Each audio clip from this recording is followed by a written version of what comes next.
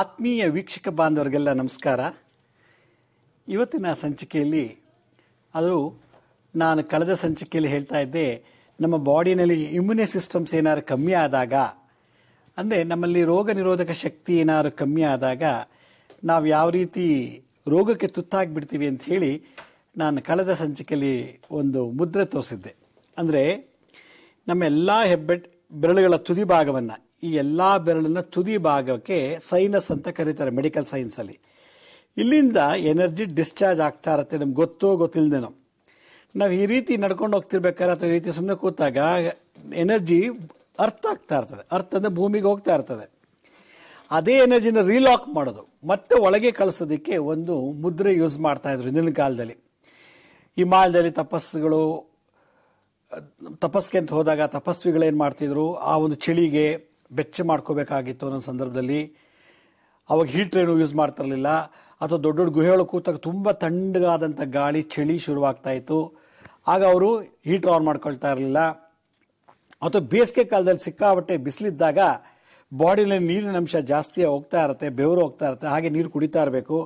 ಇದನ್ನೆಲ್ಲ ಸಮತೋಲದಲ್ಲಿ ಇಟ್ಕೊಳ್ಬೇಕಾದಾಗ ಏನು ಮಾಡ್ತಾಯಿದ್ರು, ಈ ಮುದ್ರೆಗಳನ್ನ ಯೂಸ್ ಮಾಡಿ ಅದನ್ನು ಕಂಟ್ರೋಲ್ ಮಾಡ್ಕೊಳ್ತಾ ಇದ್ರು. ಫಿಸಿಯೋಥೆರಪಿ, ಮುದ್ರೆ ಅಂದರೆ ಫಿಸಿಯೋಥೆರಪಿ.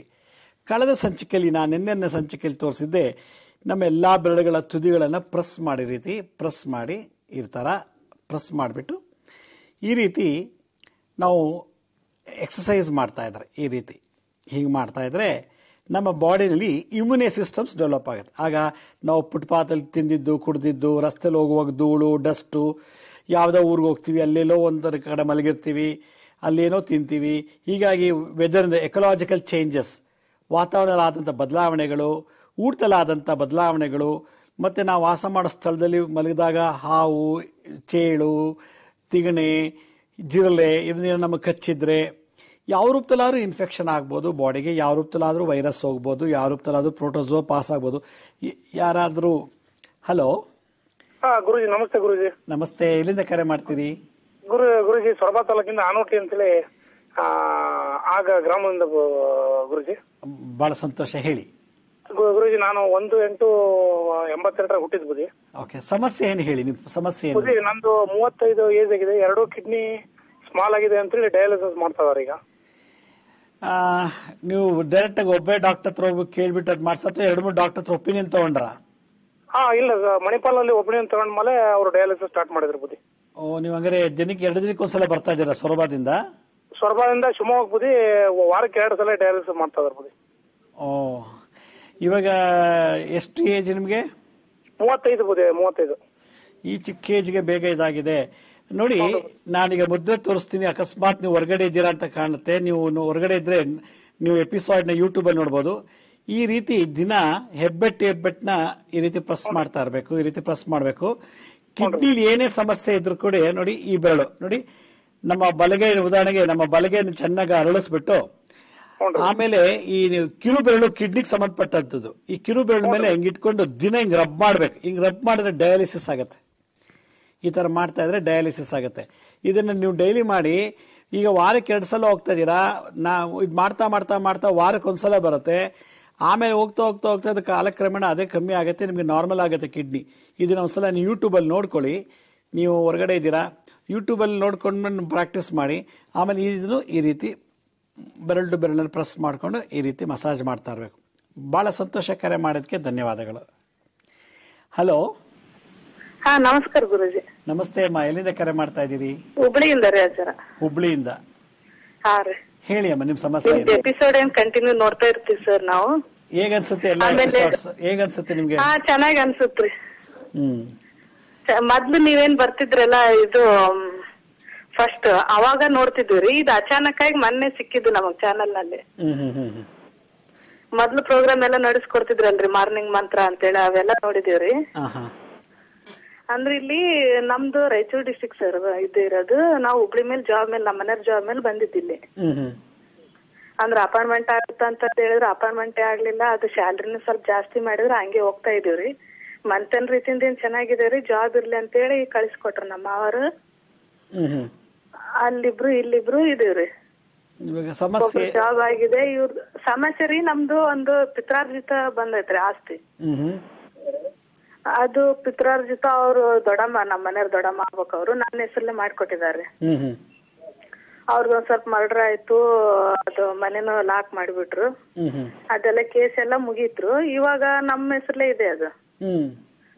ಅಂದ್ರೆ ಅದು ಪತ್ತ ಅವ್ರ ರಿಲೇಷನ್ಸ್, ಅವ್ರ ದೊಡ್ಡಮ್ಮ ರಿಲೇಷನ್ಸ್ ಇದ್ರು, ಅವ್ರ ಕಡೆ ಚಾವಿ ಕೊಟ್ಟಿದ್ವಿ. ಅದನ್ನ 2-3 ಸರಿ ಕೇಳಕ್ ಹೋದ್ರೆ ಕೊಡ್ಲಿಲ್ಲ ಅವ್ರ ಚಾವಿ ನಮ್ಗೆ. ಇವಾಗ ನಮ್ಮ ಮಾಮರು ನಮ್ಮ ಹೆಸರ್ಲ ಐತಲ್ಲ ಅದು ನೀವು ಪತ್ತ ಹೊಡಿರಿ ಅಂತಾರೆ. ಈಗ ಬಹಳ ದಿನ ಆಯ್ತ್ರಿ ಅದು. ಈಗ ನಮಗೂ ಬೇಕಿಲ್ಲ, ಅಲ್ಲಿ ಹೋಗಿ ಇರಕ್ಕೂ ಆಗೋದಿಲ್ಲ, ನಾವು ಜಾಬ್ ಮೇಲೆ ಬಂದ್ಬಿಟ್ಟಿದೀವಲ್ಲ.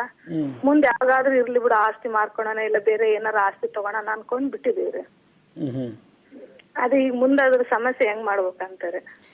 ಏನಿಲ್ಲ, ಈಗ ಅಲ್ಲಿ ಆ ಮನೆ ಮರಡಾಗಿದ್ದ ಸಾಯಿಸ್ಬಿಟ್ಟಿದ್ದಾರೆ ಅನ್ನೋ ಒಂದು ಭಯ ನಿಮ್ಮ ಮನಸ್ಸಲ್ಲಿದೆ ಅನ್ಸುತ್ತೆ, ಹೌದಲ್ಲ? ಆ ರೀತಿ ಇರ್ಬೋದು. ನೀವೇನ್ ಮಾಡಿ ಅಂದ್ರೆ ಆ ಮನೆ ಓಪನ್ ಮಾಡಿ, ಫಸ್ಟ್ ಡೋರ್ ಓಪನ್ ಮಾಡಿ. ಈಗ ಕೋರ್ಟ್ ಪ್ರಕಾರ ನಿಮ್ಮಂಗೆ ಆಗಿದೆ, ನಿಮ್ಮ ಹೆಸರಿದೆ ಆಸ್ತಿ ಅಂತ ಹೇಳಿದಿರಾ. ಆ ಮನೆ ಓಪನ್ ಮಾಡಿಬಿಟ್ಟು ಒಂದು ಒಳ್ಳೆ ದಿವಸ ಹಸು ಕರು ಕರೆದು ಪಾತ್ ಪೂಜೆ ಮಾಡಿ, ಅದಕ್ಕೊಂದು ಗೋಪೂಜೆ ಮಾಡಿದ ತಕ್ಷಣ ಆ ಮನೇಲಿ ಒಂದು ಮೃತ್ಯುಂಜಯ ಹೋಮನೋ ಅಥವಾ ಆಂಜನೇಯ ಅಥವಾ ಲಕ್ಷ್ಮೀ ನರಸಿಂಹರ ಹೋಮ ಮಾಡಿಬಿಟ್ಟು ಸ್ವಲ್ಪ ದಿವಸ ಅಲ್ಲಿ ಇರಿ. ಆಮೇಲೆ ಬೇಕಾದ್ರೆ ನೀವು ಅದನ್ನ ಮಾರಾಟ ಮಾಡ್ಬೋದು. ನೀವು ಅಲ್ಲಿ ವಾಸನೆ ಮಾಡದೆ ಮಾರಾಟ ಮಾಡಿದ್ರೆ ಜನ ತಗೊಳಕ್ಕೆ ಎದುರ್ಕೊಳ್ತಾರೆ, ಯಾಕಂದ್ರೆ ಅಲ್ಲಿ ಯಾರೋ ಮರ್ಡರ್ ಆಗಿದೆ, ಸಾಯಿಸ್ಬಿಟ್ಟಿದ್ದಾರೆ ಅಂತ. ಅದರಿಂದ ಆ ಮನೆನ ನೀವು ಮಾರಾಟ ಮಾಡೋದಾಗಿದ್ರೆ ಮಾರ್ಬಿಡಿ. ಇಲ್ಲ ನಮ್ಗೆ ಉಳಿಸ್ಕೋಬೇಕು ಅನ್ನೋಗಿದ್ರೆ ಮತ್ತೆ ತುಂಬಾ ವರ್ಷದಿಂದ ಬಾಗ್ಲು ಹಾಕಿರಬಾರ್ದು ಆ ಮನೇನ, ಅದು ಹಾಗೆ ಪಾಳು ಬಿದ್ದೋಗುತ್ತೆ. ಗೋಪೂಜೆ ಮಾಡಿ ನಂತರ ಹೋಮಗಳು ಮಾಡಿಸಿ, ಅದು ನಿಮ್ಗೆ ಅಭಿವೃದ್ಧಿ ಆಗುತ್ತೆ. ಒಳ್ಳೇದಾಗ್ಲಮ್ಮ. ಕಾಲ್ ಮಾಡೋದಕ್ಕೆ ಧನ್ಯವಾದಗಳು. ಹಲೋ. ಹೇಳಿ ಗುರು. ನಮಸ್ತೆ ಅಮ್ಮ, ಎಲ್ಲಿಂದ ಕರೆ ಮಾಡ್ತೀರಿ? ಹಲೋ ಗುರುಜಿ, ನಮ್ಮ ಮಗಳ ಬಗ್ಗೆ ಕೇಳ್ಬೇಕಾಗಿತ್ರಿ. ಯಾವ ಊರು ತಮ್ದು? ಇಲ್ಲಿ ರಾಣವನ ಹತ್ರ ಒಂದು ಹಳ್ಳಿ ರೀ. ಹೇಳಿ ಹೇಳಿ. ಕುಡುಪ್ಲಿ ರೀ. ನಮ್ಮ ಮಗಳು MSc ಮಾಡ್ತಾಳೀಗ. ಅವ್ರು ಆಕಿಗೆ ಡೇಟ್ ಆಫ್ ಬರ್ತ್ ಹೇಳೇನ್ರಿ? ನೀವು ಏನ್ ಸಮಸ್ಯೆ ಹೇಳಿ, ಅವ್ರಿಗೆ ಸಮಸ್ಯೆ ಏನ್ ಕೇಳಿ ಹೇಳಿ. ಆಕಿದು ಈಗ ಆಕಿ ಜಾಬ್ ಮುಂದೆ ಇದನ್ನ ಮುಗಿಸಿಂದ ಏನಾರ ಜಾಬ್ ಸಿಗ್ತೈತೋ ಏನ ಮದುವೆ ಮಾಡ್ಬೇಕು ಹೆಂಗ ಅಂತ. ಎಷ್ಟು ಏಜ್ ಮಗುಗೆ? ಆಕೆ 23 ರೀ ಇವಾಗ. 23. ಓಕೆ. ಯಾವ ನಕ್ಷತ್ರ ರಾಶಿ ಗೊತ್ತಾ? ಹಸ್ತ ನಕ್ಷತ್ರ ರೀ. ಹಸ್ತ ನಕ್ಷತ್ರ. ಎಷ್ಟನೇ ಪಾದ? ಪಾದ ಅದು 2ನೇ ಪಾದ ರೀ. ದ್ವಿತೀಯ ಪಾದ. ಓಕೆ. ಈ ಹಸ್ತ ನಕ್ಷತ್ರ MSc ಫಸ್ಟ್ ಇಯರ್ ಈಗ ಮುಗಿಸ್ತಾರ್ರಿ. ಈಗ ಮುಂದಿನ ವರ್ಷ ಅದು 2ಕ್ಕೆ ಮುಗಿತೈತಿ. ಮತ್ತ ಅದನ್ನ ಪೂರ ಮುಗಿಸಿದ್ರೆ ಆಕಿಗೆ ಏನಾರ ಕೆಲ್ಸದ ಆಕೈತೆ, ಮದುವೆ ಮಾಡ್ಬೇಕು ಅಂತ ಕೇಳ್ಬೇಕಂತ. ಈಗ ನಮ್ಗೆ ಹಸ್ತ ನಕ್ಷತ್ರ 2ನೇ ಪಾದ ದ್ವಿತೀಯ ಪಾದ ನೀವು ಮದುವೆ ಮಾಡೋ ಬದಲು ಮುಂದೆ ಓದ್ಸಕ್ಕೆ ಏರ್ಪಾಟ್ ಮಾಡಿ, PhD ಅಥವಾ ಇನ್ನು ಹೈಯರ್ ಸ್ಟಡೀಸ್ ಮಾಡಿಸಿ, ಬಹಳ ಅನುಕೂಲ ಇದೆ. ಮತ್ತೆ ನನ್ನ ಪ್ರಕಾರ ಹಸ್ತ ನಕ್ಷತ್ರ 2ನೇ ಪಾದ ಈ ಯುಗಾದಿ ನಂತರ ಮದುವೆಗೆ ಸೂಕ್ತ ಅಲ್ಲ. 1 ವರ್ಷ ಮುಂದೆ ಬಿಟ್ಟು ಮದುವೆ ಮಾಡಿಸಿ. ನೀವು ಪ್ರಯತ್ನ ಪಟ್ಟರು ಕೂಡ ಆಗಲ್ಲ. ಈ ವರ್ಷ 2018ಗೆ ಮುಂದೆ ಬರೋ ಯುಗಾದಿ ನಂತರ ನೀವು ಮದುವೆಗೆ ಪ್ರಯತ್ನ ಪಟ್ಟರೆ ಖಂಡಿತ ಸಕ್ಸಸ್ ಆಗುತ್ತೆ. ಬಹಳ ಸಂತೋಷ ಕರೆ ಮಾಡೋದಕ್ಕೆ ಧನ್ಯವಾದಗಳು. ಹೀಗೆ ನಾನು ಈ ಇಮ್ಯುನಿ ಸಿಸ್ಟಮ್ ಬಗ್ಗೆ ಮಾತಾಡ್ತಿದ್ದೆ, ಅದ್ರ ಬಗ್ಗೆ ಮತ್ತಷ್ಟು ಮಾಹಿತಿ ತಿಳಿಸ್ಕೊಡ್ತೀನಿ. ಈಗ ಒಂದು ಸಣ್ಣ ವಿರಾಮ ತಗೊಳ್ಳೋಣ.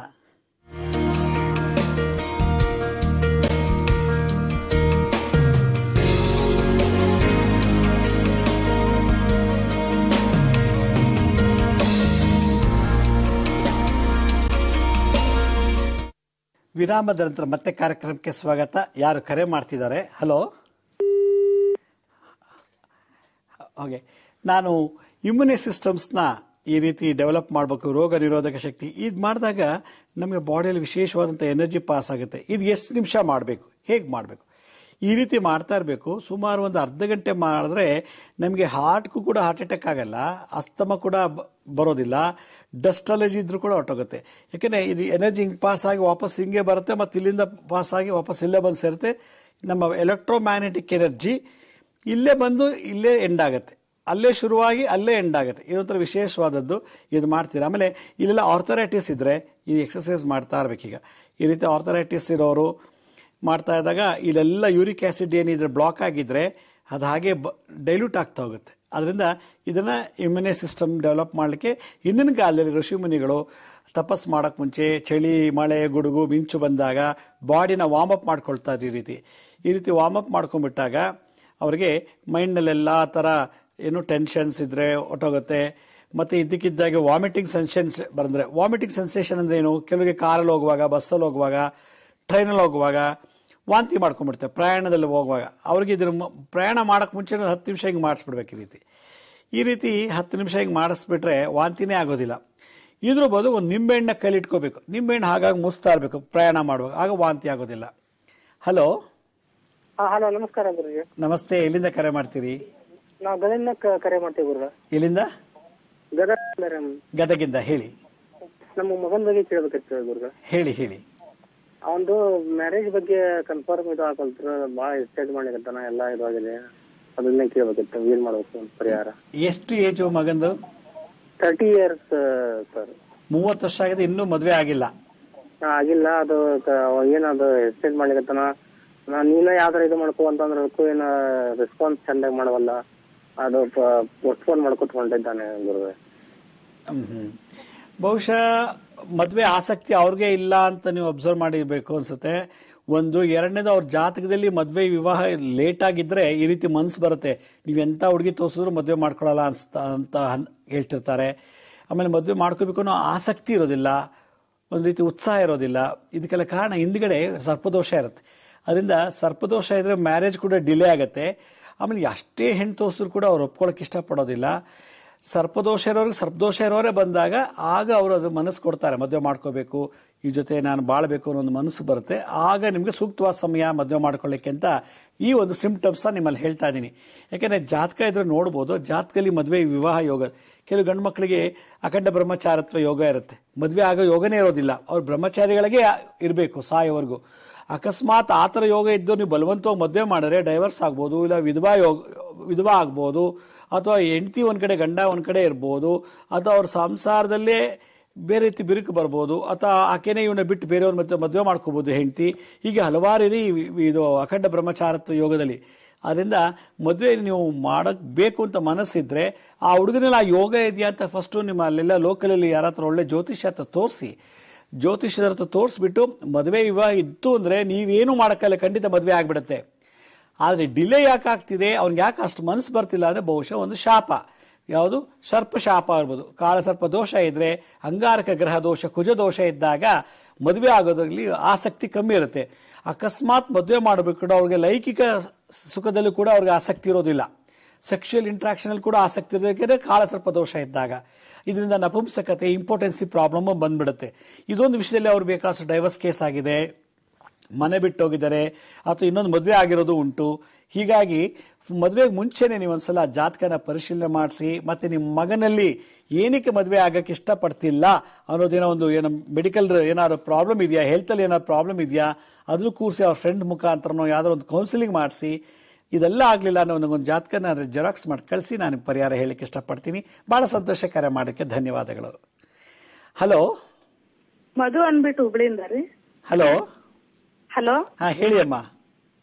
ಅದು ನಾವು ಮನೆಯಲ್ಲೇ ಸೀರೆ ವ್ಯಾಪಾರ ಮಾಡ್ತಾ ಇದೀವಿ ಗುರುಗಳೇ. ಬಹಳ ಸಂತೋಷ, ಹೇಳಿ. ಅದು ಇತ್ತೀಚೆಗೆ ಒಂದ್ ಸ್ವಲ್ಪ ಚೆನ್ನಾಗಿ ನಡೀತಾ ಇಲ್ಲ, ಒಂದ್ ಸ್ವಲ್ಪ ಬ್ಯಾಲೆನ್ಸ್ ಸಾಕಷ್ಟು ಉಳ್ಕೊಂಡ್ಬಿಟ್ಟಿದೆ ಗುರುಜಿ. ನೀವ್ ಹೇಳ್ದಂಗೆ ಅದು ಮುದ್ರೆ ಮಾಡ್ತಾ ಇದೀವಿ, ಕುಬೇರ ಮುದ್ರೆ ಮಂತ್ರ ಹೇಳಿ ಮಾಡ ಅಂತ ಹೇಳ್ತಿದಾರಲ್ಲ, ಅದು ದಿನ ಒಂದ್ 10 ನಿಮಿಷ ಮಾಡ್ತಾ ಇದ್ದೇನೆ. ಮೊದ್ಲೆಲ್ಲ ಒಂದ್ ಸ್ವಲ್ಪ ಪರವಾಗಿಲ್ಲ ಚೆನ್ನಾಗಿತ್ತು, ಇವಾಗ ಅಷ್ಟು ಚೆನ್ನಾಗಿ ಆಗ್ತಾ ಇಲ್ಲ. ಸೀರೆಗೆ ಬಿಸ್ನೆಸ್ ಎಲ್ಲ ಮಾಡ್ಲಿಕ್ಕೆ ಶುಕ್ರ ಚೆನ್ನಾಗಿರ್ಬೇಕು. ಶುಕ್ರ ವಸ್ತ್ರ ಮತ್ತೆ ನೂಲು, ರೇಷ್ಮೆ, ಇದೆಲ್ಲ ಆಭರಣಗಳು, ಇದೆಲ್ಲ. ಅದರಿಂದ ಶುಕ್ರ ಯಾವಾಗ ಚೆನ್ನಾಗಿರ್ತಾನೋ ಆಗ ಬಿಸ್ನೆಸ್ ಚೆನ್ನಾಗಿ ನಡೀತಾ ಇರುತ್ತೆ.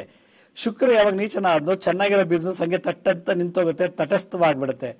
ಆದ್ರಿಂದ ಪ್ರತಿನಿತ್ಯ ಶುಕ್ರವಾರ ದಿವಸ ಶುಕ್ರ ಗ್ರಹಕ್ಕೆ ಹೋಗಿ ನೀವು ಪೂಜೆ ಮಾಡಿ ಪ್ರದಕ್ಷಿಣೆ ಮಾಡಿ. ಇಲ್ಲ ಅಂದ್ರೆ ನೀವು ಸೀರೆ ಮಾಡ್ತಾ ಇರೋದ್ರಿಂದ, ನೀವು ಲೇಡೀಸ್ ಸೀರೆ ಮಾಡ್ತಿರೋದ್ರಿಂದ ನಿಮ್ಮ ವಂಶದ ಕುಲದೇವಿಗೆ ನೀವು ಮಾಡ್ತಾ ಇರೋ ಒಂದು ಸೀರೆನಲ್ಲಿ ತಗೊಂಡೋಗ್ಬಿಟ್ಟು ಆ ದೇವಿಗೆ ಅರ್ಪಣೆ ಮಾಡಿ ಸೀರೆ ಓಡಿಸ್ಬಿಟ್ಟು ಪೂಜೆ ಮಾಡಿಬಿಟ್ಟು ಯಥಾಶಕ್ತಿ ಪ್ರದಕ್ಷಿಣೆ ಮಾಡಿಬಿಟ್ಟು ಬನ್ನಿ, ಖಂಡಿತ ಸಕ್ಸಸ್ ಆಗತ್ತೆ. ಇದ್ರ ಜೊತೆಗೆ ಈ ಮುದ್ರೆ ಮಾಡಿ, ಕುಬೇರ ಮುದ್ರೆ ಮಾಡ್ತಾ ಇದ್ದೀನಿ ಅಂತ ಹೇಳಿದ್ರಲ್ಲ, ಓಂ ಯಕ್ಷಾಯ ಕುಬೇರಾಯ ವೈಶ್ರವಣಾಯ ಧನಾಧಾನ್ಯಾಧಿಪತಯೇ ಧನಾಧಾನ ಸಮೃದ್ಧಿ ಮೇ ದೇಹಿ ದಾಪಯ ಸ್ವಾಹ. ಇದು ದೊಡ್ಡ ಮಂತ್ರ ಆಯ್ತು. ಚಿಕ್ಕದಾಗಿ ಹೇಳ್ಬೇಕು, ಲಘು ಮಂತ್ರ ಅಂದ್ರೆ ಓಂ ಕುಬೇರಾಯ ನಮಃ, ಓಂ ಕುಬೇರಾಯ ನಮಃ, ಓಂ ಕುಬೇರಾಯ ನಮಃ ಅಂತ. ಈ ಕುಬೇರ ಮುದ್ರೆ ಮನಸ್ಸಲ್ಲಿರುವಂತ ವಿಶ್ಯಸ್ ಅಂದ್ರೆ ಆಸೆ ಆಕಾಂಕ್ಷೆಗಳನ್ನ ಈಡೇರಿಸುವಂತ ಒಂದು ಮುದ್ರೆ. ಇದೊಂಥರ ಆಂಟೆನ ತರ ವರ್ಕ್ ಆಗತ್ತೆ. ಇದು ಇಟ್ಕೊಂಡು ಜಪ ಮಾಡಿ, ಖಂಡಿತ ನಿಮ್ ಬಿಸ್ನೆಸ್ ಚೆನ್ನಾಗತ್ತೆ. ಚೆನ್ನಾಗಾಗ್ಲಿ ಅಂತ ಪ್ರಾರ್ಥನೆ ಮಾಡ್ತೀನಿ. ಬಹಳ ಸಂತೋಷ. ಕರೆ ಮಾಡೋದಕ್ಕೆ ಧನ್ಯವಾದಗಳು. ಹಲೋ. ಹಲೋ. ಹಲೋ, ಬಹುಶಃ ಕಾಲ್ ಕಟ್ಟಾಗಿದೆ ಅಂತ ಅನ್ಸುತ್ತೆ. ಯಾವಾಗ ನಾವು ಇಮ್ಯುನಿ ಸಿಸ್ಟಮ್ಸ್ ಚೆನ್ನಾಗಿ ಡೆವಲಪ್ ಆಯ್ತು ಬಾಡಿನಲ್ಲಿ, ಆವಾಗ ನಮಗೆ ಯಾವುದೇ ರೀತಿಯ ಸೋಂಕುಗಳು ತಟ್ಟೋದಿಲ್ಲ. ಸೋಂಕು ಉಗ್ದಿದ್ದೇನಾದ್ರು ತುಳಿದು ಬಿಟ್ರೆ, ಎಂಜಿಲ್ ತಿಂದ್ಬಿಟ್ರೆ ಯಾವುದಾದ್ರೂ, ಅಥವಾ ಮಲಮೂತ್ರಗಳಿರೋ ಜಾಗದಲ್ಲಿ ವಾಸ ಮಾಡ್ತಿದ್ರೆ ಅಥವಾ ಮಲಮೂತ್ರಗಳ ಮೇಲೆ ನಡೆದು ಬಿಟ್ರೆ ಪಾದದಿಂದ ಹೇಳ್ಕೊಂಡ್ಬಿಡುತ್ತೆ ಆ ಸೋಂಕನ್ನು. ಅದರಿಂದ ನಾವು ಚೆನ್ನಾಗಿ ಎಲ್ಲ ತಿಂತೀವಿ, ಆದರೆ ನಮ್ಗೆ ಯಾಕೆ ಈ ಕಾಯಿಲೆ ಅಂತ ಅಂದಾಗ, ಒಳ್ಳೆ ಜಾಗದಲ್ಲಿ ವಾಸ ಮಾಡ್ತೀವಿ, ಯಾಕೆ ಈ ಕಾಯಿಲೆ ಅಂದಾಗ ಸೋಂಕಿನಿಂದ ಬಂದಿರ್ತದೆ. ಅದರಿಂದ ಯಾರಾದರೂ ಒಬ್ಬರ ಹತ್ರ ಕೂತ್ಕೊಂಬ. ಹಲೋ ಹಲೋ ಹಲೋ, ನಮಸ್ಕಾರ ಸರ್. ನಮಸ್ತೆ, ಎಲ್ಲಿಂದ ಕರೆ ಮಾಡ್ತಾ ಇದ್ದೀರಿ? ಸರ್, ನಾ ಬಾಂಬೆ ಅಂತ ಮಾಡ್ತಾ ಇರ್ತೀನಿ. ಎಲ್ಲಿಂದ? ಬಾಂಬೆ ಅಂತ ಸರ್. ಬಾಂಬೆಯಿಂದ. ಹೇಳಿ ಹೇಳಿ. ಹಾ ಸರ್, ನನ್ನ ಹೆಸರು ಪರಮೇಶ್ವರ ಸರ್. ನನ್ನ ಜನ್ಮ ಹೆಸರು ದೊಡ್ಡಪ್ಪ ಅಂತೇಳಿ ಮೀನರಾಶಿ ಅಂತ ಬರ್ತದೆ ಸರ್. ಓಕೆ, ಮೀನರಾಶಿ. ಓಕೆ. ಹಾ ಸರ್, ಅದು ಪರಮೇಶ್ವರ ಕನ್ಯಾ ರಾಶಿ ಬರುತ್ತೆ ಸರ್. ಒಂದು ಕನ್ಯಾ ರಾಶಿ ಕರೆಕ್ಟ್ ಸರ್, ಮೀನರಾಶಿ ಕರೆಕ್ಟ್ ಸರ್. ಮೀನರಾಶಿ ನಿಮಗೆ ಅಧಿಪತಿ ಗುರುಗ್ರಹ, ಅದರಿಂದ ನಿಮ್ದು ರಾಶಿ ಮೀನರಾಶಿ. ಹೇಳಿ, ನಿಮ್ಮ ಸಮಸ್ಯೆ ಹೇಳಿ. ಸಮಸ್ಯೆ ಏನು ಸರ್, ನನಗೆ ಒಟ್ಟ ಕೆಲಸ ಸಿಗ್ತಲ್ಲ ಸರ್. ಏನಾರ ಒಂದು ಹೋಟೆಲ್ ಮಾಡ್ಬೇಕಂತೀನಿ, ಬಿಸ್ನೆಸ್ ಮಾಡ್ಬೇಕಂತೀನಿ ಸರ್. ನನಗೆ ಒಟ್ಟ ಯಾವಾಗೂ ಸಿಗ್ತಲ್ಲ ಸರ್. 2 ವರ್ಷ ಸರ್, 3 ವರ್ಷ ಆಯ್ತು ಸರ್. ಓಕೆ, ನೀವು ನಿಮ್ಮ ರಾಶಿ ಅಧಿಪತಿ ಗುರುಗ್ರಹ, ಗುರು ಆದ್ರೆ ಬಹಳ ನಿರಂತರವಾಗಿ ಸಾಯೋವರೆಗೂ ಗುರುವನ್ನ ಪೂಜೆ ಮಾಡ್ತಿರ್ಬೇಕು. ಶಿರಡಿ ಸಾಯಿಬಾಬಾ, ಅಕ್ಕಲಕೋಟೆ ಸ್ವಾಮಿ ಸಮರ್ಥರು ಅಥವಾ ದತ್ತಾತ್ರೇಯರು ಯಾರು ಒಂದು ದೇವಸ್ಥಾನಕ್ಕೆ ಡೈಲಿ ಹೋಗಿ ದಿನನಿತ್ಯ ಪ್ರದಕ್ಷಿಣೆ ಮಾಡಿ. ಅದರಲ್ಲೂ ನೀವು ದತ್ತಾತ್ರೇಯ ದೇವಸ್ಥಾನ ಬಾಂಬೆನಲ್ಲಿ ಬೇಕಾದಷ್ಟಿದೆ, ಅಲ್ಲಿ ಔದಂಬ ವೃಕ್ಷಗಳಿರುತ್ತೆ ದೇವಸ್ಥಾನದಲ್ಲಿ. ಆ ಔದಂಬ ವೃಕ್ಷಕ್ಕೆ ನೀವು ದಿನನಿತ್ಯ ಪ್ರದಕ್ಷಿಣೆ ಮಾಡಿ 20 ದಿವಸ ಬಿಡದೆ 108 ಸಲ ಪ್ರದಕ್ಷಿಣೆ ಮಾಡ್ತಾ ಬನ್ನಿ. ಖಂಡಿತ ನಿಮ್ಮ ಉದ್ಯೋಗದಲ್ಲಿ ಅಭಿವೃದ್ಧಿ ಆಗುತ್ತೆ. ನೀವೇನು ಮಾಡ್ಕೋಬೇಕು ಅಂತಿರೋ ಸಕ್ಸಸ್ ಆಗುತ್ತೆ. ಯಾಕೆ ನಿಮ್ಮ ರಾಶಾಧಿಪತಿ ಗುರುಗ್ರಹ, ಮೀನರಾಶಿಗೆ ಅಧಿಪತಿ ಗುರು. ಅದರಿಂದ ಜುಪಿಟರ್, ನೀವು ಅವ್ರನ್ನೇ ಮಾಡಿಬಿಟ್ರೆ ಗುರುಬಲ ಚೆನ್ನಾಗಿ ಬರುತ್ತೆ. ಯಾಕಂದ್ರೆ ಎಲ್ಲ ಉದ್ಯಮದಲ್ಲೂ ವಿದ್ಯೆ ಬುದ್ಧಿ ಎಲ್ಲದಲ್ಲೂ ನಾವು ಏಳಿಗೆ ಆಗಬೇಕು ಅಂದರೆ ಗುರು ಚೆನ್ನಾಗಿರ್ಬೇಕು ಜಾತಕದಲ್ಲಿ. ಗುರು ಯಾವಾಗ ನೀಚನಾದ ಕೆಲಸ ಇರಲ್ಲ, ಸಂಬಳ ಇರೋದಿಲ್ಲ, ವಿದ್ಯೆ ಇರೋದಿಲ್ಲ, ಎಲ್ಲದಲ್ಲೂ ಕುಂಠಿತ. ಆದ್ದರಿಂದ ರಾಶಾಧಿಪತಿ ಗುರುವರೇ ಆಗಿರೋದ್ರಿಂದ ನಿಮ್ಮ ರಾಶಿಗೆ ದತ್ತಾತ್ರೇಯ, ಶಿರಡಿ ಸಾಯಿ ಸ್ವಾಮಿ ಸಮರ್ಥರು, ಬಾಂಬೆಲಿ ಬೇಕಾದಷ್ಟು ದೇವಸ್ಥಾನಗಳಿದೆ. ನೀವು ಪ್ರದಕ್ಷಿಣೆ ಮಾಡಿ ಆ ಫಲನ ಗಿಟ್ಟಿಸ್ಕೊಳ್ಳಿ. ಭಾಳ ಸಂತೋಷ, ಒಳ್ಳೆಯದಾಗಲಿ ಕರೆ ಮಾಡೋದಕ್ಕೆ. ಹೀಗೆ ಭಾಳಷ್ಟು ಜನ ಕರೆ ಮಾಡ್ತಿದ್ದಾರೆ. ಈಗ ಒಂದು ಸಣ್ಣ ವಿರಾಮ ತಗೊಳ್ಳೋಣ. ವಿರಾಮದ ನಂತರ ಮತ್ತೆ ಭೇಟಿಯಾಗೋಣ.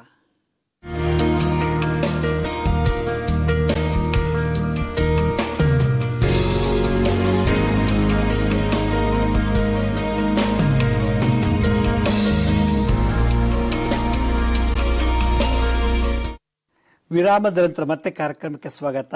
ಯಾರು ಕರೆ ಮಾಡ್ತಿದ್ದಾರೆ? ಹಲೋ ಹಲೋ ಗುರುಜಿ, ನಮಸ್ತೆ. ನಮಸ್ತೆ ಅಮ್ಮ, ಎಲ್ಲಿಂದ ಕರೆ ಮಾಡ್ತಾ ಇದ್ದೀರಿ?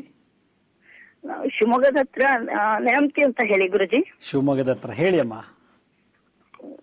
ಗುರುಜಿ, ನಮ್ಮ ಮನೆಯಲ್ಲಿ ತುಂಬಾ ಸಮಸ್ಯೆ ಇದೆ. ಹೇಳಿ ಹೇಳಿ, ಅಳಬೇಡಿ, ಹೇಳಿ ಹೇಳಿ, ಆರಾಮಾಗಿ ಹೇಳಿ. ನಿನ್ನಂತೂ ತೀರಾ ಸಮಸ್ಯೆ ಇದೆ ಗುರುಜಿ. ನೀವು ಹಳತಾ ಹೇಳಿದ್ರೆ ನಂಗೆ ಗೊತ್ತಾಗೋದಿಲ್ಲ. ಸಮಾಧಾನ ಮಾಡ್ಕೊಳ್ಳಿ, ಇರುತ್ತೆ. ಯಾರಿಗೂ ಸಮಸ್ಯೆ ಇಲ್ಲಮ್ಮ, ಜಗತ್ತಿನ ಎಲ್ರಿಗೂ ಸಮಸ್ಯೆ ಇದೆ. ಸಮಾಧಾನ ಹೇಳಿ, ಆರಾಮಾಗಿ ಹೇಳಿ. ಗುರುಜಿ, ನಮ್ಮ ಮನೆಯವರು ತುಂಬಾ ಜನರಿಗೆ ದುಡ್ಡು ಕೊಟ್ಟಿದ್ರು. ಅವ್ರದ್ದು ಯಾವ್ದು ದುಡ್ಡು ವಾಪಸ್ ಬರ್ತಾ ಇಲ್ಲ ಗುರುಜಿ. ಸರಿಯಾಗಿ ಹಳೋದ್ ನಿಲ್ಸಿ, ನಗ್ನಗ್ತಾ ಮಾತಾಡಿ. ನಿಮ್ದು ಏನಿದೆಲ್ಲ ಹೇಳಿ, ಪರವಾಗಿಲ್ಲ ಹೇಳಿ, ಮೊದಲಿಂದ ಹೇಳಿ ಹೇಳಿ. ಗುರುಜಿ, ನಮ್ಮ ಮನೆಯವರು ತುಂಬಾ ಜನರಿಗೆ ದುಡ್ಡು ಕೊಟ್ಟಿದ್ರು ಗುರುಜಿ. ಆಯ್ತು.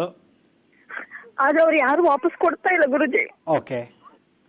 ಕೇಳಕ್ ಹೋದ್ರೆ 108 ಉತ್ತರ ಹೇಳ್ತಾರೆ ಗುರುಜಿ. ಏನಾದ್ರು ಮಾಡ್ಕೊಳ್ರಿ ಅಂತಾರೆ. ಅಷ್ಟೇ ತಾನೇ ಸಮಸ್ಯೆ? ಆಮೇಲೆ ಇನ್ನೊಂದು ಗುರುಜಿ, ನನ್ನ ಮಗಳ ಹೆಸರು ಮಾಲಾ ಅಂತ ಹೇಳಿ, ಶತಭಿಷ ನಕ್ಷತ್ರ, 1989 ಡಿಸೆಂಬರ್ 5 ಹುಟ್ಟಿದ್ದು ಗುರುಜಿ. ಆದ್ರೆ ಇನ್ನೂ ಮದುವೆ ಆಗ್ತಾ ಇಲ್ಲ ಸರ್ ಗುರುಜಿ. ತುಂಬಾ ದಪ್ಪ ಆಗ್ತಾ ಇದ್ದಾಳೆ, ಕಾರಣ ಗೊತ್ತಾಗ್ತಾ ಇಲ್ಲ. ಆಯ್ತು, ಸಮಾಧಾನ ಮಾಡ್ಕೊಳ್ಳಿ. ಇದಕ್ಕೆಲ್ಲ ಅಳೋದಲ್ಲ. ಈ ನಿಮ್ಮನೆ ಸಮಸ್ಯೆ ಏನೂ ಅಲ್ಲ ಜಗತ್ತಿನಲ್ಲಿ. ಇದಕ್ಕಿಂತ ವರ್ಷಾಗಿ ಬೇರೆ ಬೇರೆ ಏನೋ ಸಮಸ್ಯೆಗಳು. ಹಂಗೆ ಹೋಲ್ಸಕ್ ಹೋದ್ರೆ ನೀವು ಎಷ್ಟೋ ಆರಾಮಾಗಿದ್ದೀರಾ, ಸಂತೋಷವಾಗಿರ್ಬೋದು, ನೀವೇ ಬೆಂಟು ತಟ್ಕೋಬಹುದು. ಇದಕ್ಕೆಲ್ಲ ಚಿಂತನೆ ಮಾಡಬೇಡಿ. ನಿಮ್ಮ ಯಜಮಾನರು ಯಾರಿಗೆ ದುಡ್ಡು ಕೊಟ್ಟಿದ್ದಾರೋ, ಅವ್ರು ಯಾರು ವಾಪಸ್ ಕೊಡ್ತಿಲ್ವೋ ಅವ್ರಿಗೆ ಈ ಒಂದು ಮಂತ್ರ ಹೇಳಿ ದಿನ ಜಪ ಮಾಡಿ. ನಿಮ್ಗೆ ಈ ಮಂತ್ರ ನಿಮಗೆ ಅಕಸ್ಮಾತ್ ಬರ್ಕೊಳ್ಳೋಕ್ಕಾಗಲಿಲ್ಲ, ಯೂಟ್ಯೂಬಲ್ಲಿ ಹೋಗಿ ನೋಡಿ ನಿಧಾನಕ್ಕೆ ಅರ್ಥ ಮಾಡ್ಕೊಂಡು ಬರ್ಕೊಳ್ಳಿ. ಇದನ್ನ ನೋಡಿ, ಯಾರಿಗೆ ನೀವು ದುಡ್ಡು ಕೊಟ್ಟಿದ್ದೀರಾ ಅವ್ರ ಹೆಸರು ಹೇಳ್ಬಿಟ್ಟು ಈ ಮಂತ್ರ ಆಡಬೇಕು. ಉದಾಹರಣೆಗೆ ಒಬ್ಬ ಶಂಕರ ಅನ್ನೋನಿಗೆ ನೀವು 1 ಲಕ್ಷ ದುಡ್ಡು ಕೊಟ್ಟಿದ್ದೀರಾ ಅಂತ ಇಟ್ಕೊಳ್ಳಿ. ಆ ಶಂಕರ ಅನ್ನೋ ಹೆಸರನ್ನ ಈ ಮಂತ್ರದಲ್ಲಿ ಹೆಂಗ್ ಸೇರಿಸ್ಬೇಕು ಅಂದ್ರೆ, ಓಂ ಕ್ರೀಂ ಕಾಳಿ ಶತ್ರು ಶಂಕರ ಶಮನಂ ಕುರು ಕುರು ಪಟ್, ಓಂ ಕ್ರೀಂ ಕಾಳಿ ಶತ್ರು ಶಂಕರ ಶಮನಂ ಕುರು ಕುರು ಪಟ್ ಅಂತ. ಇದೇ ತರ ಇನ್ನೊಬ್ಬ ಯಾರು ಗೋವಿಂದ ಅಂತ ಒಬ್ಬನಿಗೆ ದುಡ್ಡು ಕೊಟ್ಟಿದ್ದೀರಾ ಅಂತ ಇಟ್ಕೊಳ್ಳಿ. ಓಂ ಕ್ರೀಂ ಕಾಳಿ ಶತ್ರು ಗೋವಿಂದ ಶಮನಂ ಕುರು ಕುರು ಪಟ್ ಅಂತ ಹೇಳಿ ಈ ಮಂತ್ರವನ್ನ ಹೇಳ್ಬಿಟ್ಟು ಒಬ್ಬೊಬ್ಬರ ಹೆಸರು 21 ದಿವಸ 7 ದಿವಸ ಅಲ್ಲ 11 ದಿವಸ ಜಪ ಮಾಡಿದ್ರೆ ಅವನೆಲ್ಲ ಕೂತಿರ್ಲಿ, ಎಂತ ಪಾತಾಳದಲ್ಲೇ ಇರಲಿ, ನಿಮ್ ದುಡ್ಡು ಕೊಡೋವರೆಗೂ ಅವನಿಗೆ ಬಿಡೋದಿಲ್ಲ ಈ ಕಾಳಿ ಮಂತ್ರ. ಹೆಂಗಾರು ಮಾಡಿ ಫುಲ್ ಕೊಡ್ಲಿಕ್ಕೆ ಆಗ್ಲಿಲ್ಲ ಅಂದ್ರೂ part by part, instalment by instalment ಕೊಡ್ಲಿಕ್ಕೆ ಮತಿ ಕೊಡುತ್ತೆ ಈ ಮಂತ್ರ ಶಕ್ತಿ. ಅವನ ಆಂಟನ್ ಹತ್ರ ಎಳ್ಕೊಂಬರ್ದು ಬಿಡುತ್ತೆ ಈ ಮಂತ್ರ ಪವರ್. ಅದರಿಂದ ಇದನ್ನು ದಕ್ಷಿಣಕ್ಕೆ ಮುಖ ಮಾಡಿ, ಇದು ದಕ್ಷಿಣ ಕಾಳಿ ಮಂತ್ರ. ಓಂ ಕ್ರೀಂ ಕಾಳಿ ಶತ್ರು ಶಮನಂ ಕುರು ಕುರು ಪಟ್, ಓಂ ಕ್ರೀಂ ಕಾಳಿ ಶತ್ರು ಶಮನಂ ಕುರು ಕುರು ಪಟ್ ಅಂತ ಆ ಶತ್ರು ಜಾಗದಲ್ಲಿ ಅವ್ರ ಹೆಸರು ಹೇಳ್ಬಿಟ್ರೆ ಆ ವ್ಯಕ್ತಿ ಆ ಹಣ ತರೋವರೆಗೂ ಬಿಡೋದಿಲ್ಲ. ಒಂದು. ಎರಡನೇದು, ನಿಮ್ಮ ಮಗಳು ತುಂಬಾ ಫ್ಯಾಟ್ ಇದ್ದಾಳೆ, ಮದುವೆ ಆಗಕ್ಕಾಗ್ತಿಲ್ಲ ಅಂತಂದ್ರೆ ಒಂದ್ಸಲ ಲಿಪಿಡ್ ಪ್ರೊಫೈಲ್ ಟೆಸ್ಟ್ ಮಾಡಿಸಿ, ಮತ್ತೆ ಥೈರಾಯ್ಡ್ ಒಂದ್ಸಲ ಟೆಸ್ಟ್ ಮಾಡಿಸಿ. ಬಹುಶಃ ಫ್ಯಾಟ್ ಕೊಲೆಸ್ಟ್ರಾಲ್ ಜಾಸ್ತಿ ಇರೋದ್ರಿಂದ ಊಟ ಕಮ್ಮಿ ತಿಂದ್ರು ಅಥವಾ ಊಟ ತಿಳ್ದೋದ್ರೂ ಪರವಾಗಿಲ್ಲ, ದಪ್ಪ ಆಗೋ ಚಾನ್ಸಸ್ ಉಂಟು ಇವತ್ತಿನ ಒಂದು ವಾತಾವರಣದ ಜೀವನ ಶೈಲಿಲಿ. ಅದರಿಂದ ಒಂದು ಬ್ಲಡ್ ರಿಪೋರ್ಟ್ ಕಳಿಸಿ, ಲಿಪಿಡ್ ಪ್ರೊಫೈಲ್ ಅಂತ ಮಾಡಿ ಬರ್ಕೊಳ್ಳಿ ಒಂದ್ ಕಡೆ, ಲಿಪಿಡ್ ಪ್ರೊಫೈಲ್ ಅಂತ. ಹಾಗೆ ಥೈರಾಯ್ಡ್ T3 T4 THS ಒಂದ್ಸಲ ಟೆಸ್ಟ್ ಮಾಡಿಸಿ. ಇದರ ಜೊತೆಗೆ ನಾನೊಂದು ಮಹಾಸೂರ್ಯ ಮುದ್ರೆ ಅಂತ ಹೇಳಿ ಈ ರೀತಿ ತೋರ್ ಬೆರಳು ಮತ್ತೆ ಕಿರು ಬೆರಳು ಮಧ್ಯೆ 2 ಬೆರಳನ್ನು ಮರ್ಚ್ಬಿಟ್ಟು ಅದ್ರ ಮೇಲೆ ಹೆಬ್ಬೆಟ್ಟು ಶುಕ್ರ 2 ಹಸ್ತದಲ್ಲಿ ಈ ರೀತಿ ಮಾಡ್ಬೇಕು ಇದನ್ನ. ಇದು ಮಾಡಿದ್ರೆ ತುಂಬಾ ಫ್ಯಾಟ್ ಇದ್ದವರೆಲ್ಲ ಹಾಗೆ ಕಮ್ಮಿ ಆಗುತ್ತೆ, ಫ್ಯಾಟ್ ಬರ್ನ್ ಮಾಡುತ್ತೆ, ಇದು ಕೊಲೆಸ್ಟ್ರಾಲ್ ತೆಗಿತೆ. ಇದು ಮಹಾಸೂರ್ಯ ಮುದ್ರಾ ಅಂತ ಹೇಳಿ. ಈ ಸೂರ್ಯ ಮುದ್ರೆನ ಬೆಳಿಗ್ಗೆ ಮಧ್ಯಾಹ್ನ ರಾತ್ರಿ 20 ನಿಮಿಷ 30 ನಿಮಿಷ ಮಾಡಬೇಕು. ಇದು ಮಾಡುವಾಗ ಆಕಳಿಕೆ ಬರುತ್ತೆ, ಮೈಯೆಲ್ಲ ಬಿಸಿ ಆಗುತ್ತೆ, ಬೆವರು ಬರುತ್ತೆ, ಬಾಡಿ ಹೀಟ್ ಆಗತ್ತೆ. ಯಾಕೆಂದ್ರೆ ಇದು ಸೂರ್ಯ ಮುದ್ರಾ ಅಂತೇಳಿ. ಇದು ಮಾಡೋದ್ರಿಂದ ಕೂತಾಗ, ಟಿವಿ ನೋಡುವಾಗ, ನಿಂತಾಗ, ವಾಕಿಂಗ್ ಮಾಡುವಾಗ ಇದನ್ನ ಮಾಡಕ್ ಹೇಳಿ ನಿಮ್ಮ ಮಗಳಿಗೆ. ಖಂಡಿತ ಇನ್ನೊಂದು ತಿಂಗಳಲ್ಲಿ ಈ ಮುದ್ರಾ ಮಾಡಕ್ ಮುಂಚೆ ಎಷ್ಟು ಕೆಜಿ ಇದಾರೆ ಅಂತ ಬರ್ಕೊಳ್ಳಿ ಒಂದ್ ಕಡೆ. ಮುದ್ರಾ ಮಾಡ್ತಾ ಮಾಡ್ತಾ ಮಾಡ್ತಾ ಮಾಡ್ತಾ ಅವರು ಡೌನ್ ಆಗ್ತಾ ಹೋಗುತ್ತೆ, ಅರ್ಧ ಕೆಜಿ 1 ಕೆಜಿ 2 ಕೆಜಿ ಇಲ್ಲ, ಒಂದ್ ಕಡೆ ಬರ್ಕೊಂಡು ಹೋಗಿ ಈ ಮುದ್ರಾ ಮಾಡ್ತಾ ಮಾಡ್ತಾ ಎಷ್ಟು ಕೆಜಿ ಡೌನ್ ಆಯ್ತು ಅಂತ ನನಗೆ 1 ತಿಂಗಳು ಅಥವಾ 1-2 ತಿಂಗಳಾದ್ಮೇಲೆ ಪತ್ರ ಬರ್ ತಿಳಿಸಿ. ಬಹಳ ದಿಢೀರ್ನೆ ವೆಯ್ಟ್ ಕಮ್ಮಿ ಆಗತ್ತೆ. ಇದ್ರ ಜೊತೆಗೆ ಲಿಪಿಡ್ ಪ್ರೊಫೈಲ್ ಕೂಡ ಮ್ಯಾನೇಜ್ ಮಾಡುತ್ತೆ. ಇದು ಮಹಾಸೂರ್ಯ ಮುದ್ರೆ ಅಂತ. ಇದಕ್ಕೊಂದು ಮಂತ್ರ ಇದೆ, ಓಂ ಭಾಸ್ಕರಾಯ ನಮಃ, ಓಂ ಭಾಸ್ಕರಾಯ ನಮಃ, ಓಂ ಭಾಸ್ಕರಾಯ ನಮಃ ಅನ್ನೋ ಮಂತ್ರ ಹೇಳ್ತಾ ಇರಬೇಕು ಈ ಮುದ್ರ ಜೊತೆಗೆ. ಬಹಳ ಸಂತೋಷ, ಕರೆ ಮಾಡೋದಕ್ಕೆ ಧನ್ಯವಾದಗಳು. ಹಲೋ ಹಲೋ, ನಮಸ್ಕಾರ. ನಮಸ್ತೆ ಅಮ್ಮ, ಎಲ್ಲಿಂದ ಕರೆ ಮಾಡ್ತಿದ್ದೀರಿ? ನಾವು ಬಿಜಾಪುರದಿಂದ. ಬಿಜಾಪುರದಿಂದ, ಹೇಳಿ ಅಮ್ಮ. ಹಲೋ, ಮಾತಾಡಿ. ಬಿಜಾಪುರದಿಂದ ಮಾಡ್ತಾ ಇದ್ದೀವಿ. ನಮ್ದು ಮನೆಯಲ್ಲಿ ತುಂಬಾ ಸಮಸ್ಯೆ. ನಮ್ ತಂದೆ ತಾಯಿ ಜಗಳ ನಮ್ ಜೊತೆಗೆ, ನಮ್ ತಂದೆಯವರು ಸರಿಗಿಲ್ಲ, ನಮ್ಮ ಅಕ್ಕ ತಂಗಿಯರು ಅಣ್ಣ ತಮ್ಮಂದ್ರು ಎಲ್ಲರೂ ಅವರು ಎಲ್ಲ ಒಟ್ಟಾಗಿ, ನಮ್ ತಂದೆ ನಮ್ ಅಣ್ಣ ತಮ್ಮ ನಮ್ಮ ಅಕ್ಕ ಅವ್ರು ಒಟ್ಟಾಗಿದಾರ. ನಾವು ನಮ್ ತಾಯಿ ಅಷ್ಟೇ ನಾವು ಈ ಕಡೆ ಒಟ್ಟಾಗ್ಬಿಟ್ಟಿವಿ. ಹೀಗಾಗಿ ಮನೆಯೊಳಗೆ ಬಹಳ ತೊಂದರೆ ಆಗ್ತಾ ಇದೆ ಬಿಡ್ತೀವಿ. ಓಕೆ, ಇವಾಗ ಸಮಸ್ಯೆ ನೀವೆಲ್ಲ ಒಂದಾಗ್ಬೇಕು ಅನ್ನೋದೇ ತಾನೆ? ಎಲ್ಲರೂ ನೀವು ಅಕ್ಕ ತಂಗಿರೆಲ್ಲ ಒಂದಾಗ್ಬೇಕು, ನಿಮ್ ತಾಯಿ ಜೊತೆ ನೀವೆಲ್ಲ ಅವರೆಲ್ಲ ಬಂದು ಸೇರ್ಬೇಕು ಅಂತ ಆಸೆ ತಾನೆ, ಅಥವಾ ಬೇರೆ ಇನ್ನೇನಿದೆಯಾ? ಬಹುಶಃ ಹೇಳಿ ಅಮ್ಮ, ಹೇಳಿ. ಹಲೋ, ಹೇಳಿ ಹೇಳಿ. ನಮ್ ತಾಯಿನ ಒಬ್ಬಳೇ ಮಾಡ್ಬಿಟ್ಟಿದ್ದಾರೆ ಗುರುಜಿ. ನಮ್ಮ ಹತ್ರ ಮಾತಾಡ್ಬೇಡ, ಬರ್ಬೇಡ, ಹೋಗ್ಬೇಡ ನಮ್ಮ ಮನೆಗೆ ಹಿಂಗೆಲ್ಲ ಅನ್ಕೊಂಡು ನಮ್ ತಂದೆ ಹೋಗಿ 6 ತಿಂಗಳಾಯ್ತು. ಇನ್ನೊಬ್ಬ ದೊಡ್ಡ ಮಗಳ ಹತ್ರ ಹೋಗಿ ಅಲ್ಲಿ ಕೂತ್ಬಿಟ್ಟಿದ್ದಾರೆ. ಇವಾಗ ನಿಮ್ಮ ತಾಯಿನ ನೀವು ನೋಡ್ಬೇಕು, ಮಾತಾಡ್ಸ್ಬೇಕು, ಹೋಗಿ ಬಂದು ಮಾಡ್ಬೇಕು ತಾನೆ? ಅದರಿಂದ ಬರ್ತಾ ಇದ್ದಾರೆ ನಮ್ ತಾಯಿ, ನಮ್ಮ ಹತ್ರ ಬರ್ತಾರ, ಈಗ ಮಾತಾಡ್ತಾರ, ಎಲ್ಲ ಆಯ್ತ್ರಿ. ಈಗ ನಮ್ಮ ತಂದೆಯವ್ರು ನಮ್ ಜೊತೆ ಮಾತಾಡ್ತಾ ಇಲ್ಲ. ಓಕೆ, ನಿಮ್ಮ ತಂದೆ ವಂಶದ ಕುಲದೇವರು, ಗಂಡು ದೇವರು, ಆ ಗಂಡು ದೇವರ ಹತ್ರ ಹೋಗ್ಬಿಟ್ಟು ಯಾವ್ದೋ ಮೈಲಾಲಿಂಗೇಶ್ವರನೋ ಅಥವಾ ಯಾವ್ದು ಪೂಜೆ ಮಾಡ್ತಾರೋ ನನ್ಗೆ ಗೊತ್ತಿಲ್ಲ, ಆ ದೇವರ ಹತ್ರ ಹೋಗ್ಬಿಟ್ಟು ಪೂಜೆ ಮಾಡಿಸಿ, ನಿಮ್ಮ ತಂದೆಗೆ ಎಷ್ಟು ಏಜ್ ಇದೋ ಅಷ್ಟು ಏಜಿನಷ್ಟು ಒಂದೊಂದು ಸಣ್ಣದು ಹುಲ್ಲಿನ ಕಂತೆಗಳು ಮಾಡ್ಕೊಳ್ಳಿ, ಚಿಕ್ಕದಾಗಿ. 50 ವರ್ಷದ 50 ಹುಲ್ಲಿನ ಕಂತೆ, ಆ ಹುಲ್ಲಿನ ಕಂತೆಗಳು, 60 ವರ್ಷದ 60 ಹುಲ್ಲಿನ ಕಂತೆಗಳು ಮಾಡಿಬಿಟ್ಟು ಆ ದೇವಸ್ಥಾನದಲ್ಲಿ ಹತ್ರ ಇರೋ ಯಾವ್ದಾದ್ರು ಹಸುಗಳಿಗೆ ಅಥವಾ ದೇವಸ್ಥಾನದಲ್ಲಿ ಏನೋ ಗೋಶಾಲೆ ಇದ್ರೆ ತಿನ್ನಿಸ್ಬಿಡಿ. ಆಗ ಕುಲದೇವರ ಆಶೀರ್ವಾದ, ನಿಮ್ಮ ತಂದೆ ನಿಮ್ಮ ಜೊತೆ ಸಂಪರ್ಕ ಬೆಳೆಸ್ತಾರೆ, ಮಾತುಕತೆ ಎಲ್ಲ ಆಡ್ಲಿಕ್ಕೆ ಅವಕಾಶ ಸಿಗುತ್ತೆ. ನಿಮ್ಮ ತಂದೆ ಮಕ್ಕಳ ಬಾಂಧವ್ಯ ತುಂಬಾ ಚೆನ್ನಾಗಿ ಇಂಪ್ರೂವ್ ಆಗುತ್ತೆ. ಇದು ಲಾಲ್ ಕಿತಾಬಲ್ಲಿ ಹೇಳೋ ಒಂದು ವಿಶೇಷವಾದಂಥ ಪರಿಹಾರ. ಲಾಲ್ ಕಿತಾಬಲ್ಲಿ ಬಹಳ ವಿಶೇಷವಾಗಿ ಪ್ರೀತಿ ಬಾಂಧವ್ಯವನ್ನು ಹೇಗೆ ಹುಟ್ಟಿಸೋದು ಅನ್ನೋದಕ್ಕೆ ಗೋ ಸೇವೆಯಿಂದ ಮಾಡೋದು ಹೇಗೆ ಅಂತ ಹೇಳಿದ್ದಾರೆ. ಇದನ್ನು ಮಾಡಿ ನೋಡಿ, ಖಂಡಿತ 100% ನಿಮ್ಮ ತಂದೆ ತಾರೆ. ಹೀಗೆ ಬಹಳಷ್ಟು ಜನ ಹಲವಾರು ಸಮಸ್ಯೆಗಳಿಗೆ ಕಾಲ್ ಮಾಡ್ತಾ ಇದ್ದಾರೆ. ಇವತ್ತಿನ ದಿವಸ ಮನೆ ತುಂಬ ಸಮಸ್ಯೆಗಳಿದ್ದೇ ಇರಬೇಕು. ಆ ಸಮಸ್ಯೆಗಳಿಲ್ಲ ಅಂದರೆ ಸಂಸಾರನೇ ಅಲ್ಲ ಅಂತ. ಅದರಿಂದ ಮನುಷ್ಯ ಬದುಕಿರೋವರೆಗೂ ಎಲ್ಲ ಸಮಸ್ಯೆಗಳಲ್ಲಿ ಈಜಾಡಿ ಅವನು ಒಂದು ದಳ ಸೇರಬೇಕು, ಮುಕ್ತಿ ಪಡಿಬೇಕು. ಹಾಗಂದ್ಬಿಟ್ಟು ನಾವು ವಿಷ ತಗೊಳ್ಳೋದು, ನೇಣು ಹಾಕೊಳ್ಳೋದು, ಅದಕ್ಕಾಗಿ ಚಿಂತನೆ ಮಾಡಿ ಆ ಒಂದು ಸಣ್ಣ ವಿಷಯಕ್ಕೋಸ್ಕರ ನಾವು ಹಲವಾರು ಯೋಚನೆ ಮಾಡಿ ಇನ್ನೂ ಹಲವಾರು ರೋಗಗಳನ್ನು ಒಳಗೆ ತಗೊಳ್ಳೋ ಬದಲು ಅದನ್ನು ಎದುರಿಸುವಂಥ ವಿಲ್ ಪವರು, ಧೈರ್ಯ, ಸ್ಥೈರ್ಯ, ಛಲವನ್ನು ಪಡಿಬೇಕು. ಅದು ಮಾಡಬೇಕು ಅಂದರೆ ಈ ದಿನನಿತ್ಯ ಈ ಮುದ್ರೆ ಮಾಡಬೇಕು. ಅದರಿಂದ ಇದರಿಂದ ಮನಸ್ಸಲ್ಲಿ ಸ್ಥೈರ್ಯ, ದೇಹದಲ್ಲಿ ಆಂಟಿಬಾಡಿ, ಸ್ಟಿರಾಯ್ಡ್ಸ್ ಡೆವಲಪ್ ಆಗುತ್ತೆ, ಮಾನಸಿಕವಾಗೂ ಆತ್ಮಕ್ಕೂ ಕೂಡ ಒಳ್ಳೆ ಬಲ ಸಿಗುತ್ತೆ. ಹೀಗೆ ಹೇಳ್ತಾ ನಾನು ನಾಳಿನ ಸಂಚಿಕೆಯಲ್ಲಿ ಮತ್ತಷ್ಟು ಮಾಹಿತಿ ತಮ್ಮನ್ನೊಂದಿಗೆ ಭೇಟಿ ಮಾಡ್ತೀನಿ. ಅಲ್ಲಿವರೆಗೂ ನನ್ನ ನಮಸ್ಕಾರ. ಸಾಯಿರಾಮ್.